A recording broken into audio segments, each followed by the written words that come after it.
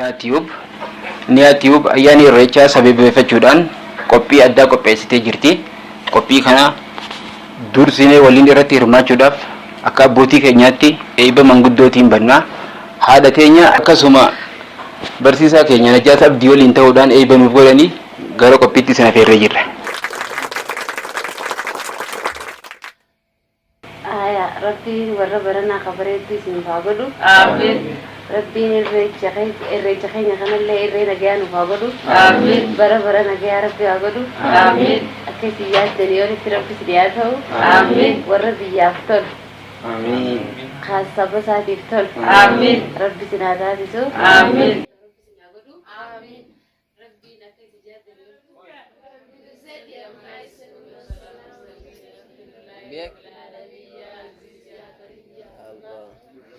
Warra baranaa kabareetti isin haa godhu. Amiin. Irreecha nagaa Rabbi isin haa godhu. Amiin. Akkasii warra bara nagaa bara dabree caala bara kana bara nagaa bara tokkummaa bara jaalalaa Rabbi isin haa godhu. Amiin. Akkasitti uummata walitti namni waliin guddate Rabbi isin haa godhu. Amiin. Akkasii warra biyya nagaa ta'e wajjin warra nagaa ta'e urmii dheeratu Rabbi isin haa godhu. Amiin. Irreecha milkii isin haa godhu. Amiin. Irreecha milkii isin haa godhu. Amiin. Irreecha milkii isin haa godhu. Amiin. Gadaan kuufaa gabbina. Amiin. Musliimtonni warra milkaa Rabbi isin haa godhu. Amiin. Akkasitti waan biyyaatti hundi Rabbi isin haa milkeessu. Amiin. Kan yaaddu hundi isin haa milkooyu. Amiin. Akkasitti ayyaana kana ayyaana nagaa ayyaana gaarii Rabbi isin haa godhu. Amiin. Akkasitti Rabbi isin haa godhu. Amiin. Irreecha milkii isin haa godhu. Amiin.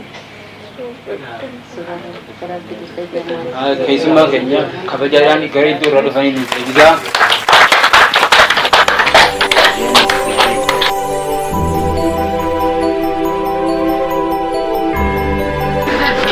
Egaa sagantaa keenya akkuma itti fufetti jira. Sagantaan keenya qophii adda addaa keessaa qaba. Itti aansee keessummaa kabajaa barsiisaa seenaa fi aadaa Oromoo barsiisaa Abdul Karim gara qophiitti kabajaan nu simadda.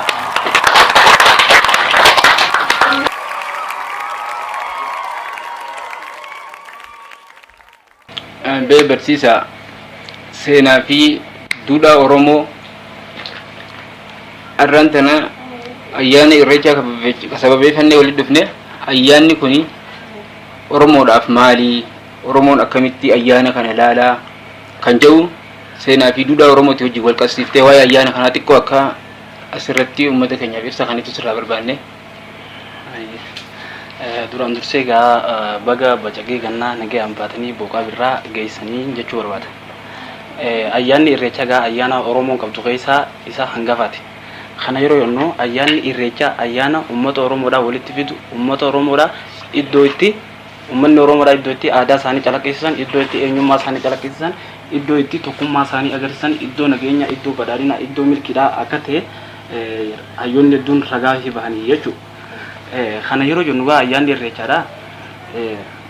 Ayyaana Oromoon qabdu keessaa isa tokko jennee jirra. Ayyaanni kun haala lamaan ilaalama yookiin ammoo bakka lamatti adda baasnee ilaalla. Ayyaana galateeffannaatii fi ayyaana kadhannaadha jennuun.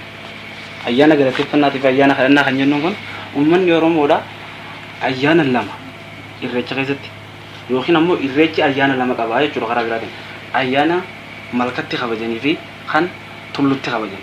Ayyaanni malkatti kabajan ayyaana birraa kabajan. Kan tullutti kabajan immoo kan wayitii arfaasaa kabajamudha. Ayyaanni arfaasaadha ayyaana kadhannaa waaqaati. Yookiin ammoo kan uummanni Oromoodha booqaa birraa nagaan nu baasi jedhanii kadhatanii jechuudha waaqa isaanii kadhatanii. Ayyaanni irreechaa kan birraadha immoo kan waaqa booqaa birraa ittiin isaan ga'e yookiin ammoo kan bacaqii gannaa keessa isaan dabarsee booqaa birraa isaan ga'e itti galateeffatanidha jechuudha. Kanaaf ayyaanni irreechaa ayyaana kadhannaa fi galateeffannaa waaqaa jedhama jechuudha karaa biraatiin. Ayyaanni irreechaa egaa ayyaanota Oromoon qabdu keessaa hangafa ta'e kan bara 2008 akka lakkoofsa Itoophiyaatti yookiin ammoo akka lakkoofsa warra Faranjiitti bara 2016 UNESCO irratti galmaa'ee eenyummaa Oromoodhaa addunyaatti agarsiisaa jirudha jechuudha. Guddaa galatoomi isin barsiisaa keenya kabajaan gareetti kan qophiin inni sadaffaadha. Otoo si taate maal gootaa isa jiru innillee mudannuma wajji wal qabata. Qophii kana kan nuuf dhiyeessitu itti gaafatamtuu haadhan Niyaa Tube Hani Ahmadi. Kabajanii ofirratti kabajanii sirriitti ergamuudha. Hedduu akka galatoomaadhaan jaa. Kan isinii mudeemu seenaa silaasi taatee maal gootaadha. Silaasi taatee maal gootaa. Namicha tokkotu jiru. Inni tujjaara. Osoo karaa deemu jiruuti mucaa bareedu takka argee mucaa san jaallate. Isin garuu ija hin qabdu illee akkasitti hin beekne yeroo argu gaaddi isaatti ergee akka isii qabanii fidan. Ergee isii qabanii fidan isin ija hin qabdu maa inni ija isiitti sin laalle jaalate gaafannaan sin jaaladha jee hayyamteef. Osuma akkasii wajjin jiraachaa jiraniiti guyyaa tokko iddoo bashannanaa yookiin iddoo caa bareedu takka taa'u jiranii. Habibti tiyya jeen habibi kiyya jetteen mee jireenya addunyaa kana keessaa maaltu sitti tola jennaan takka addunyaa arguun natti tola jetteen lammaffaa immoo nama gaarii akka keetti kana arguun jaaladha jetteen hayaa jee guyyaa itti aanu ganaa deemee hospitaala dhaqe yeroo hospitaala dhaqu hospitaala guddaa dhaqee iji bittii ni jirti jee gaafate hin jirtu jaaniin hayaa jee ammas guyyaa lamadaatis deebi'ee ta namarraa baasanii nama kaanoo ni jirti jee ni jirti jaaniin. Hayyee tiyya narraa baasaa itti haadhaa jeen hayyee jaanitta isaa irraa baasanii itti haa yeroo itti haan xiqqoo naguu banattu tokkoffarratti hawween isii guutameef addunyaa arguudhaan addunyaa arkitee jirti lammaffarratti mee habibiin yoo isa jira jettee gaafannaan kilaasii gamasii jira dhaqee ilaalii jeen ogoda itti ilaaltu inni ijaan qabu ganaa achi dhistee biraa hotte silaas taatee mee maal goota.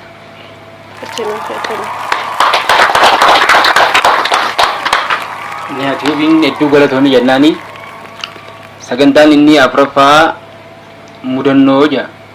Mudannoo kan nu himtu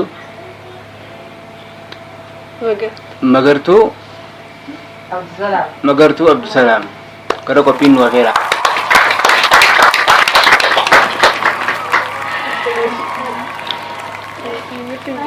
Addee Magartuu mudannoo wahii qabdaa jechuudha gee mudannoo kan keetirraa akka nuuf qodduuf gara istiidiyoo Niyaa Tuubitti kabajee afeerra keenya kabajee dhufuu keetiif guddoo galatoomi. Isinis galatoomaadha. Akka muddama guddaa fi daawwattoota chaayinaala Niyaa Tuubii warra ta'an mudannoo akkasii qabadhee isinii dhiyaadhe. Mudannoon xiyyaas waa'ee saayiba geelee xiyyaa wajjin akkasuma deemaa dhufne bakka mana karaa akkuma deemnetti osoo piroosesaan guutatiin karaa kireeffannee erga kireeffannee booda piroosesa waan hin guuttanne waan ta'eef bakka piroosesa osoo hin guuttatiin seennee bakka gisee seennu wanta irratti hin gallu hin qabnu meeshaalee guuttannee hin qabnu bakka seelan osoo hin qabne firaasha tokko godhana. Firaashuma takkittiisan afanneen hundinuu halkasan itti mul'ee namaas waan hin beekneef jecha biyyaa fi saariyaa namaas waan hin beekneef jecha erga firaasha takkittii kaanee booda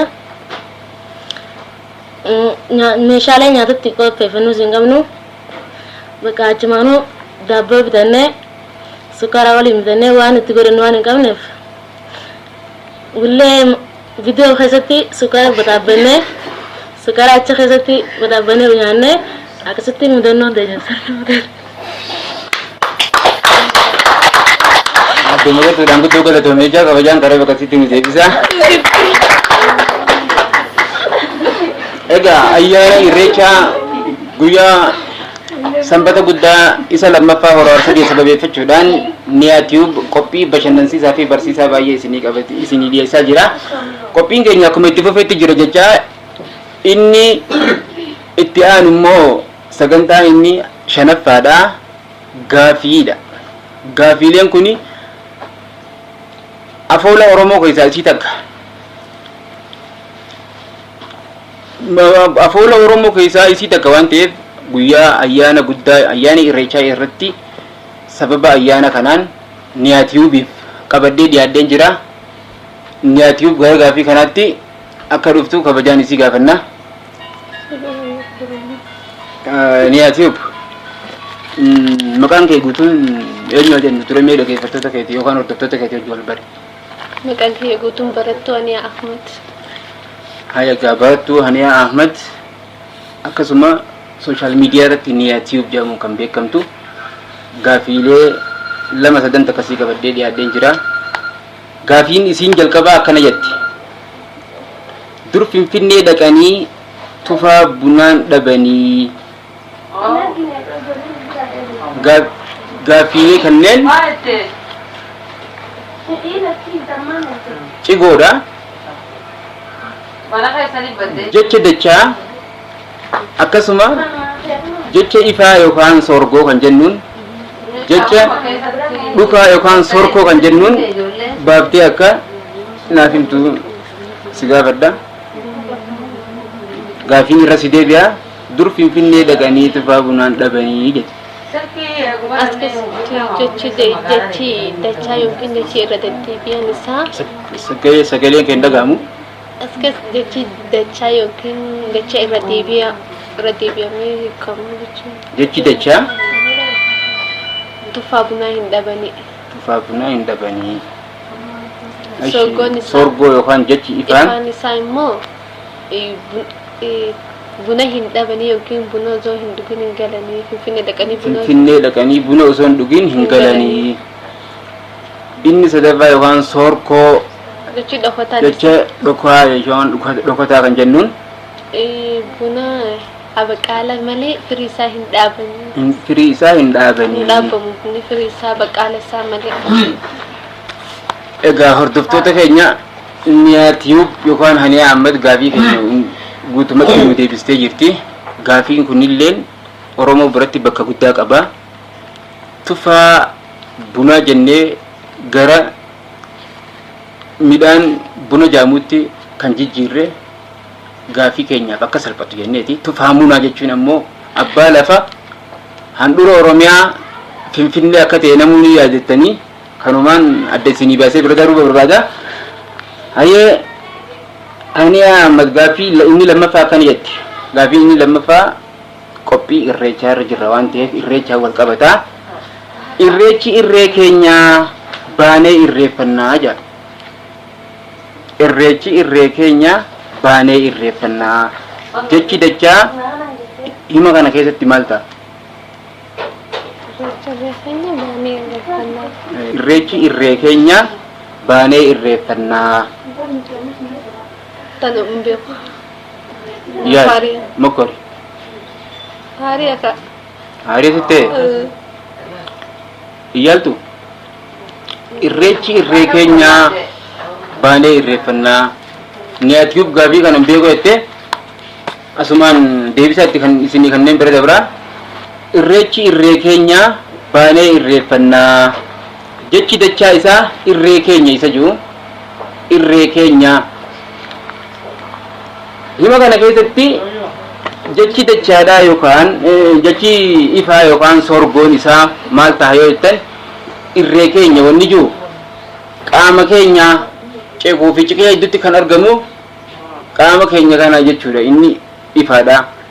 Inni dhukaan ammoo as keessatti yaanni ifa hin ta'in dhokotaan irreechi irree keenya inni jiru humna keenya yookaan ammoo jabeenya keenya jechuudha. Hayyee Niyaa Tiyuub gaafii isii dhumaa yookaan gaafii sadaffaa qabadhee kan sii dhiyaadde akkana jetti. Bara 100 guutuu gabroomnee hora Finfinneetti irreeffachuu oollee. Hima kana keessatti himni dachaa sorgoo fi sokkoo wal duraa duubaan baasinaaf.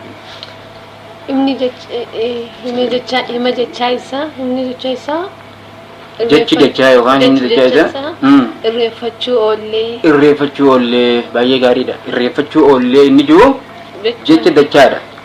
Sorgoon yookaan jechi ifaa isaa immoo irreeffachuu hafnee irreecharraa hafnee irreeffachuu oollee inni jiru ifaan isaa ifni kallattiidha. Irreecharraa yookaan gara hora Finfinnee deemnee irreecha kabajuu oollee jechuudha. Inni sokkoo yookaan ammoo dhukotaan isaa ta'u.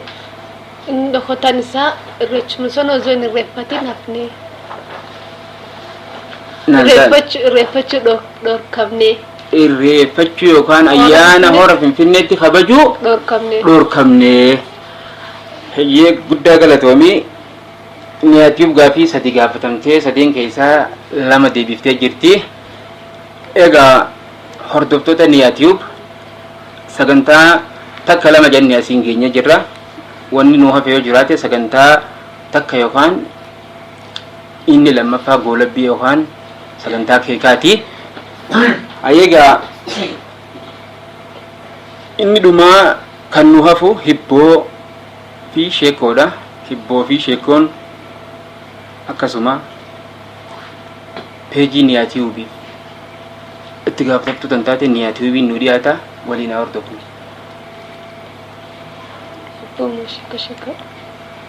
Kafeete dursi hibboo fi sheekoo keessaa mirgasii kan inni hayyee sheekoon filadheetti takka faratti. Sheekoon tiyyaas saayibboota lamatu ture. Saayibboonni kun waliin ollaa dhaabete warri kaan saayibisaa bira dhaqeeti arraan sana ififuu jeen jish bitannee jeen saatallaayitii jish bitannee jeen hayi maallaqa akka isaan hin qabne ni beekanii maallaqa hin qabdu isaa fiddee bitattee jennaan tiifii gurgureetiin dish bitadhee jeen.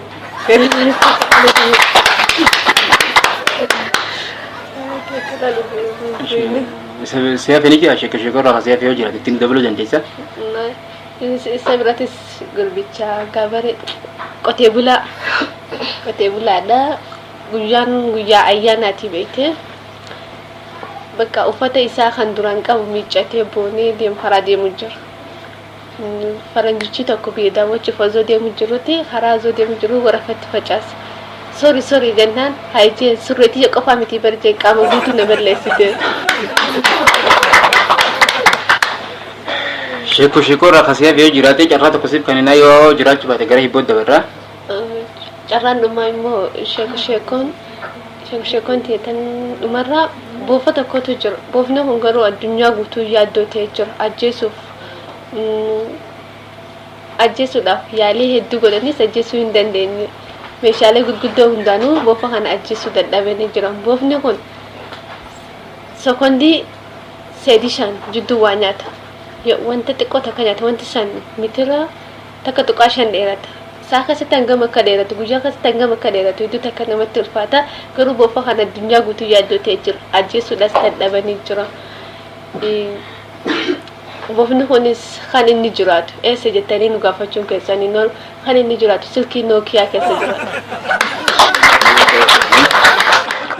Dhaggeeffattoota keenya hordoftoota niyaatiif dhuma qophii teenyaas dhuma isiirra geenye jirra. Qophii goolabaa yookaan isa xumuraatii fi hibboo qofaan nu hafa. Hibboo niyaatiif wajjin asirra dhiyaatee gaafii deebisaa kan godhu obboleessa niyaatiif Birraa Ahmad kabajaan gara istiidiyoo keenyaatti nu simadha.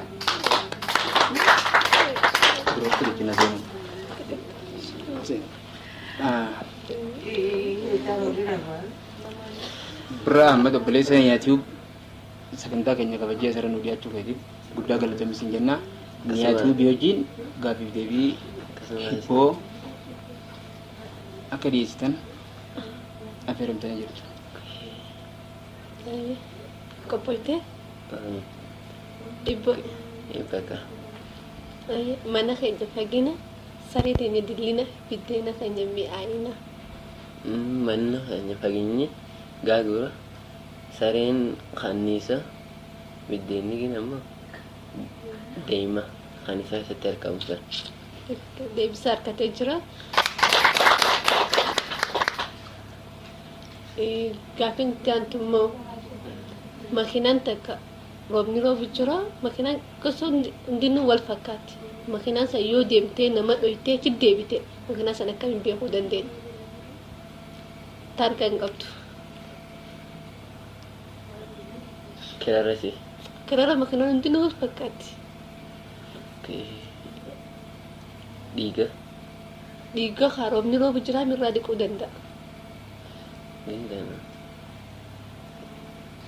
Dandanya atau mana kana ne abanya biyya na kan tole kanatti si deebisa.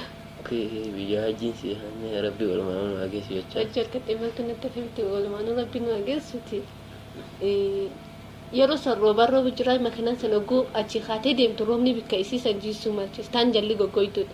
Ogguusi makiinaa sana achi kaatee nama dhoytu bikka san jiitee jala jiitee jirti akkasi beekuu dandeenya kaa.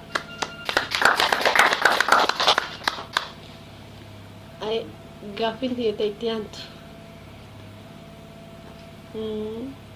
Ani anuma hin nyaadhu hin dhugu. sura Ati tolchanii.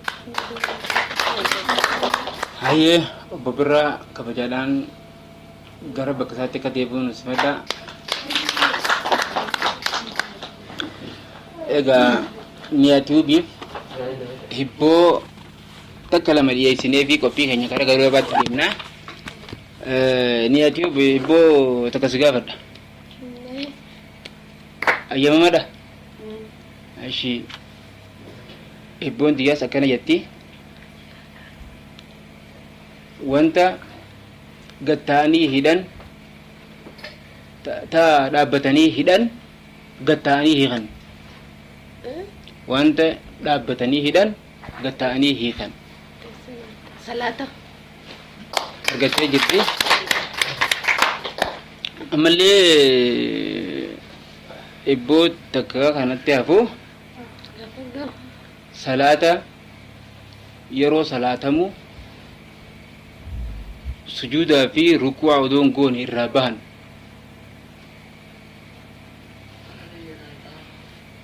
Salaata janaazaa.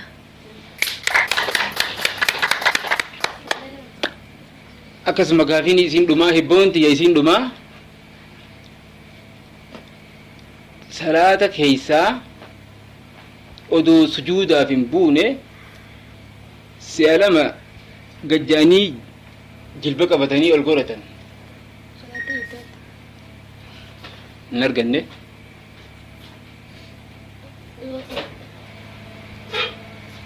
Yaali.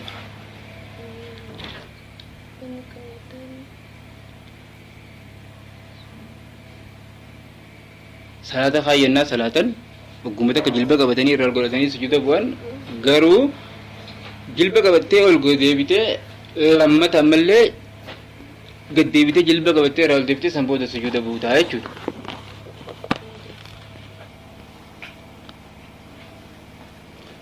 Hin dandeenye taanaan yeroo duraan gubinii biyya nu kan. Baay'ee.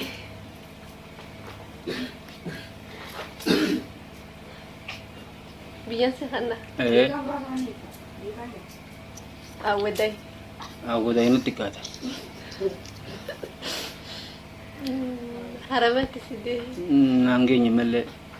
Baay'ee magaalaa guddittii Oromiyaan dhufu Oromoo tattaatti magaalaa Finfinnee. Finfinnee argadhee maaltu nutti hafee miti. Deebisaan salaata khusuufaa jedhama. Salaata khusuufaa jechuun salaata yeroo aduun kusuufte yookaan jiini kusuufu bahanii salaatan isa sanii jechuudha. Hayyee hordoftootaa fi daawwattoota keenya guddaa galatoomaa jechaa sagantaa keenya gara dhumaarra geenye jirra. Amma wanni nu hafu sagantaa keekaa nu hafaa. Sagantaa keekaa muruudhaaf qophiirra jirra. Erga keeka murree booda immoo kabajaadhaan wal gaggeessinaa. Kanatti aansee warreen YouTube channel Nihaa Tube haaraa taatan subscribe, like, share godhuu hin dagatinaa. Obboleettiin teenya Nihaa Tube kana qofaan isinirraa barbaada jettee Oromoon balloon subscribe, like, share godhuu hin dagatinaa. Amma gaa sagantaa keekaa hundi keessanuu irratti hirmaattanii akkan wajjin murtaan abdii guutuu qabna. Siimaa Ammee Nihaa Tube waliin taatee akka sagantaa keekaa nuuf murtuuf lafarra jirra.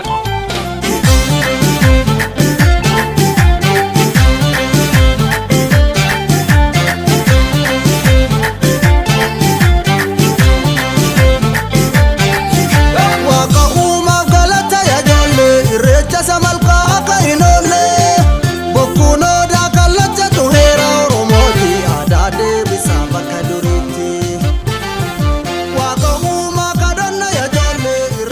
sagantaa keekaa muruudhaaf bakka lama sadi jechaa jirra.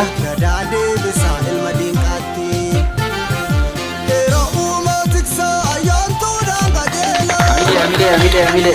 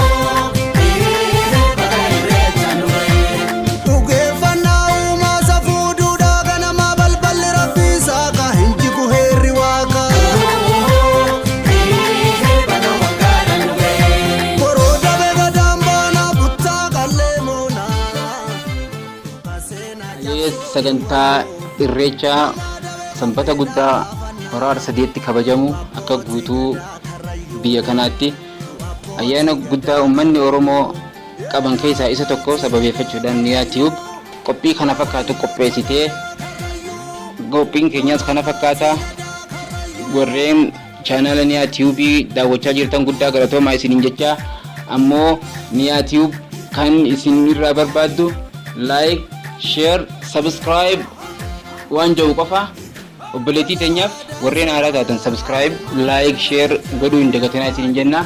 Asumaan Niyaa Tiyuub illeen gammachuu isin dhaga'amee fi wanta ani afaan kootiin isinitti himu kana isin akka isin himtu gara isinitti isin dabarseen jira. Durante irreecha kabajuuf baga walumaan geenyeen irreecha bara 2015 baga geenye jecha gammachuu guddaatu natti dhaga'ama. Aadaa keenya boonsuudhaan guyyaa gammachuu ayyaana irreechaa kun akka kabajachaa jirra. Gararumaan warroota maatii chaayinaala keenyaa faarii taatan keessumaa nama dhufaa jirtu subscribe osoo hin goone akka hin seenne jecha kanuma isin dammachuu barbaada. Horii gootanii jirtanii fatu akka galatoomaa. Dulchisi abbaa duulaa dhugoongurraa guulaa ofta'i milkiin boodagee warra oodaa aadaaf safuu maaltirraa nu buta ardaa jilaa caffee mudaa dirree koraa gaarii ulfaa dhibaafannaa hora finfinnee hora arsadii ayyaana abbaa keenya nuuf tole milkiif deemna gaaddisa odaa jiitu soddoma karaa biiftuu ardaa misii eebbisii gabbisii ardaa misii abbaa bokkuu